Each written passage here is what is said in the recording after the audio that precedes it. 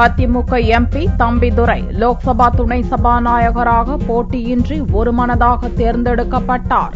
அவருக்கு பிரதமர் மோடி உள்ளிட்ட அனைத்து கட்சித் தலைவர்களும் வாழ்த்து தெரிவித்தனர். லோக்சபா துணை சபாநாயகர் பதவிக்கு அதிமுக எம்பி தம்பிதுரையை மோடி தலைமையிலான மத்திய அரசு முன்னிறுத்தியது. அவரை ஒருமனதாக தேர்வு செய்ய அரசு முயற்சி மேற்கொண்டதின் பலனாக காங்கிரஸ், தெலுங்கு தேசம், சமாஜ்வாடி, இடதுசாரிகள், பிஜு ஜனதா தளம் உள்ளிட்ட அனைத்து கட்சிகளும் ஆதரவளித்தன. செவ்வாயன்று வேட்புமனுவை தாக்கல் செய்த தம்பிதுரைக்கு ஆதரவாக காங்கிரஸ் உள்ளிட்ட மேலும் 8 கட்சிகளும் மனு தாக்கல் செய்தன.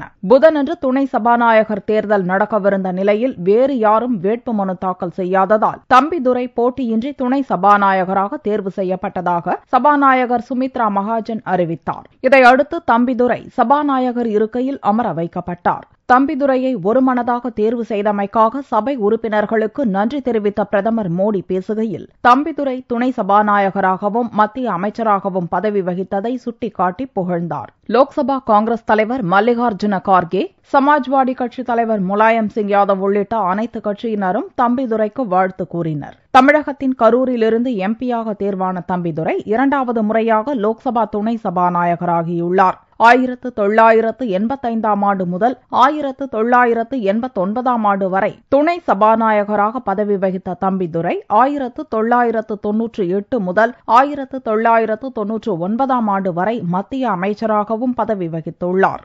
5 முறை லோக்சபாவுக்கு தேர்வு செய்யப்பட்டுள்ள தம்பிதுரை 2009ஆம் ஆண்டு முதல் லோக்சபா அதிமுக தலைவராகவும் பதவி வகித்து வருகிறார்.